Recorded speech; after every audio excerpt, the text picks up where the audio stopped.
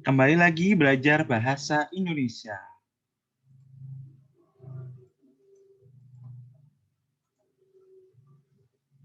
Oke guys, kita akan belajar mengenai teks laporan hasil observasi.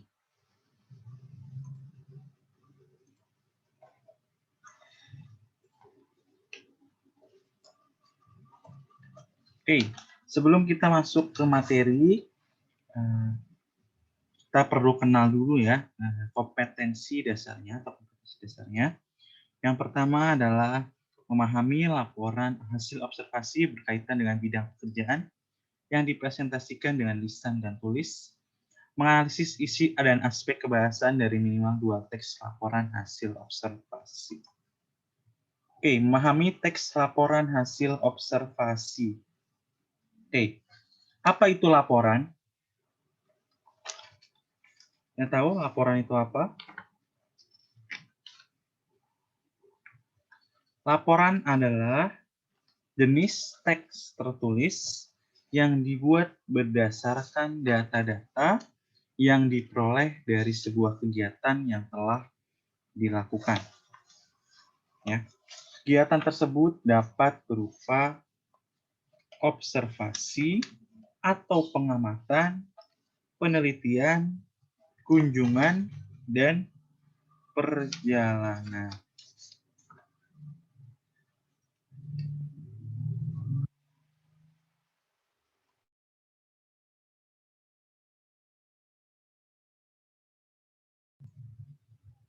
Jadi teks laporan hasil observasi merupakan teks yang ditulis untuk memberikan informasi berdasarkan kegiatan observasi atau pengamatan. Ya.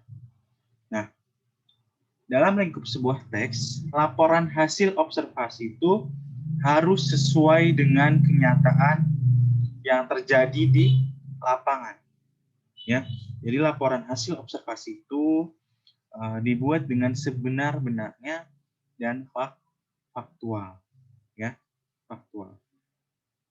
Nah, laporan juga mempunyai fungsi informatif, ya, artinya laporan itu dijadikan sumber pengalaman orang lain, ya, jika mereka melakukan hal yang serupa.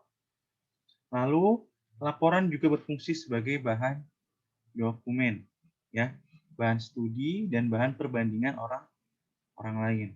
Nah, laporan itu juga dapat dipakai sebagai bahan pertanggungjawaban. Nah, fungsi teks laporan hasil observasi. Yang pertama adalah memberitahukan atau menjelaskan tanggung jawab tugas dan kegiatan pengamatan. Nah, lalu memberitahukan atau menjelaskan dasar penyusunan kebijakan, keputusan atau pemecahan masalah dalam pengamatan. Lalu ketiga merupakan sumber informasi. Yang keempat merupakan bahan untuk pendokumentasian.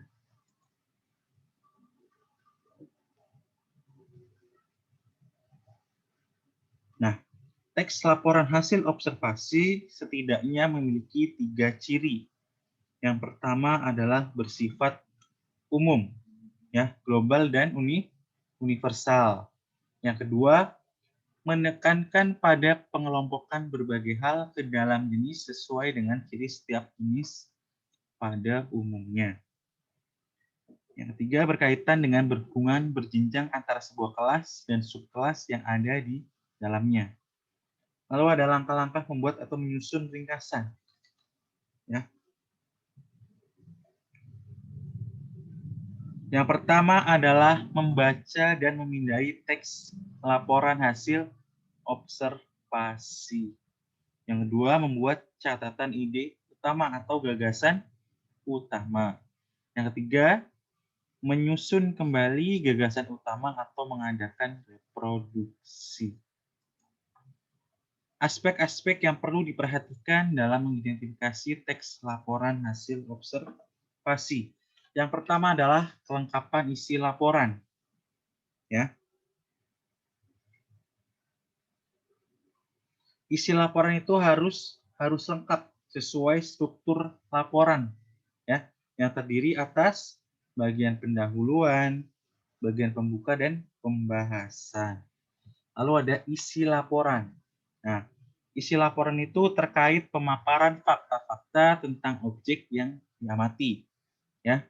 Ada definisi umum, ada deskripsi bagian, dan deskripsi manfaat.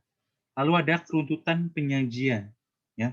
Laporan observasi itu seharusnya disajikan secara runtut agar informasi yang disampaikan jelas dan mudah dipahami. Ya. Lalu ada penggunaan bahasa. Nah, di dalam menyajikan laporan hasil observasi, baik yang bersifat populer atau ilmiah, kita harus memperhatikan penggunaan bahasa yang baik dan benar sesuai dengan kaidah. Nah, ciri bahasa yang digunakan adalah jelas, ya, jelas atau mudah dipahami, tidak terbelit-belit. Gunakan kata denotatif atau kata lugas, ya, yang sesuai dalam menggambarkan objek pengamatan dan ejaan yang baik dan benar. Nah, di sini ada salah satu contoh gambar yang sedang mengidentifikasi teks laporan hasil observasi.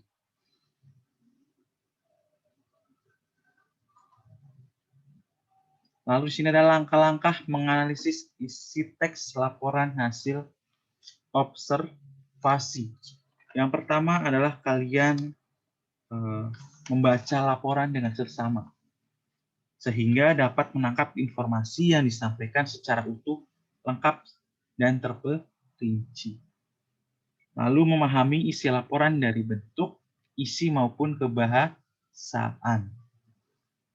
Yang tiga, melakukan pengecekan terhadap setiap hal yang dilaporkan secara detail dan cermat. Yang keempat, memberikan suatu pandangan atau pendapat terhadap laporan berdasarkan suatu teori, definisi, atau referensi. Nah, di dalam menganalisis laporan itu berarti kalian melakukan suatu kajian, ya, suatu kajian atau penelitian terhadap suatu laporan, ya. Kita lanjut ya. Oke, menganalisis aspek-aspek kebahasaan. Yang pertama adalah penggunaan kalimat definisi dan deskripsi. Oke, ada yang tahu kalimat definisi dan deskripsi? Oke. Awal paragraf teks laporan hasil observasi itu biasanya menggunakan kalimat definisi, lalu disertai dengan kalimat deskripsi. Nah, kalimat definisi itu adalah kalimat yang memberikan penjelasan umum tentang suatu benda dan aktivitas, ya, benda atau hal aktivitas. Nah, kalimat definisi itu sering digunakan dalam teks laporan dan merujuk pada sebuah istilah teknis atau ilmiah. Nah, kalimat definisi itu membantu pembacanya untuk mengetahui atau memahami istilah-istilah yang sering muncul di dalam sebuah tulisan. Nah, sedangkan kalimat deskripsi adalah kalimat yang menggambarkan sifat-sifat atau ciri-ciri khusus dari suatu benda. Ya. Nah, sifat-sifat tersebut biasanya merujuk pada hal khusus yang bisa ditangkap oleh panca indera. Lalu ada penggunaan verba. Nggak tahu verba itu apa? Kata kerja, betul, ya. Betul, kata kerja.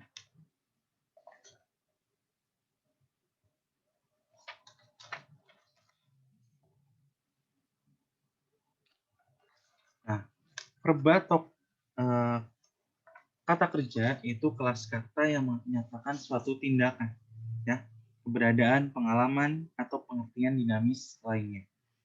Nah, kata yang termasuk verba itu memiliki ciri-ciri, antara lain berfungsi utama sebagai predikat atau sebagai ciri predikat dalam kalimat, walaupun dia punya fungsi lain. Gitu. Nah, verba itu mengandung dasar perbuatan, ya. Lalu di situ ada afiksasi. Dan tahu afiksasi itu apa?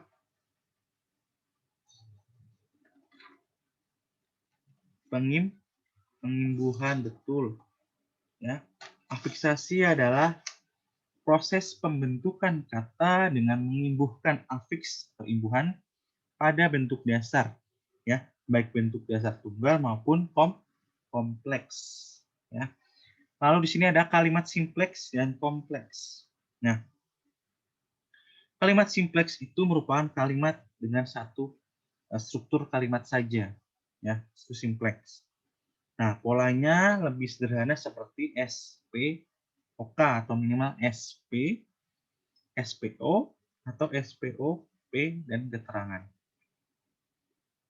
Sedangkan kalimat kompleks merupakan kalimat dengan karakteristik memiliki lebih dari satu pola, ya, lebih dari satu struktur atau satu verba, ya. Karena di dalam kalimat itu terkandung lebih dari satu aksi atau dinamakan dengan predikat, peristiwa atau keadaan. Tuh, ya. Lalu di situ ada penggunaan konjungsi, ya. Atau konjungsi itu apa?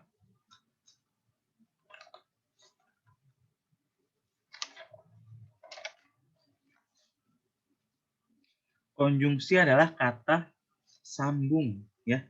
Kata tugas yang menghubungkan dua satuan bahasa yang sederajat. Jadi kata penghubung, ya, kalau dalam bahasa Indonesia itu kata penghubung.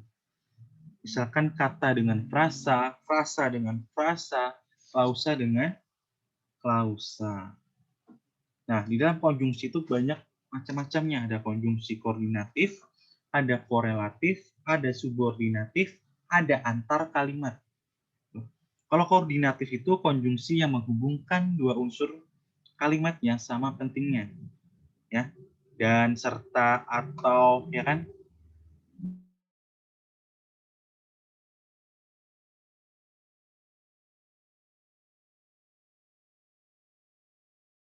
Tetapi, ya kan, melainkan padahal, walaupun itu contoh konjungsi koordinatif. Jadi penanda hubung, ya. Lalu ada konjungsi korelatif. Nah, konjungsi korelatif adalah konjungsi yang menghubungkan dua kata, frasa atau klausa yang memiliki satuan sintaksis yang sama, ya. Contohnya apa? Tidak hanya, bukan hanya, entah, melainkan juga, baik maupun, itu contohnya korelatif. Lalu ada konjungsi subordinatif. Nah, subordinatif itu konjungsi yang menghubungkan dua klausa atau lebih, ya. Dan klausa tersebut tidak memiliki struktur sintaksis yang sama. Contoh konjungsi subordinatif waktu, misalkan sejak, setelah, sedari. Nah, itu contohnya. Lalu ada konjungsi antar kalimat. Nah, konjungsi antar kalimat adalah konjungsi yang menghubungkan satu kalimat dengan kalimat lainnya. Ya, contoh, kami tidak sependapat dengan asumsi tersebut. Namun demikian, kami tidak menentangnya. Ada yang tahu konjungsi antar kalimatnya mana? Namun demikian, itu adalah konjungsi antar kalimat, ya, yang menghubungkan satu kalimat dengan kalimat lainnya. Untuk apa lagi? Keadaan kota memang sudah mulai aman, akan tetapi kita harus tetap waspada. Yang mana konjungsi antar kalimat? Akan tetapi. Itu contohnya. Lalu ada penggunaan kata bersinonim dan berantonim. Nah, sinonim itu adalah penggunaan kata yang hampir sama, ya, sama dengan kata yang lain. Ya, kata yang memiliki maknanya hampir sama, tapi penggunaannya berbeda dengan kata yang memiliki makna persis sama. Ya.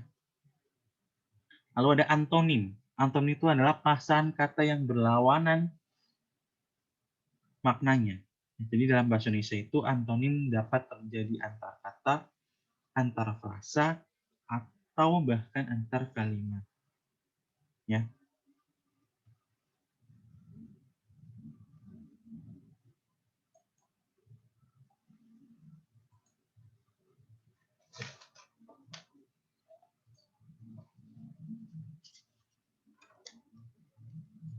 Jadi dalam menulis laporan hasil observasi berarti kalian menyampaikan suatu keterangan mengenai hal yang diobservasi kepada pihak lain.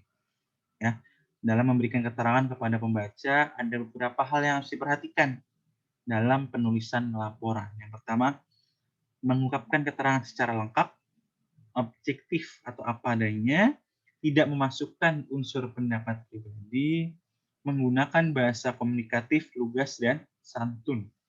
Disajikan secara sistematis berdasarkan urutan peristiwa. Ya.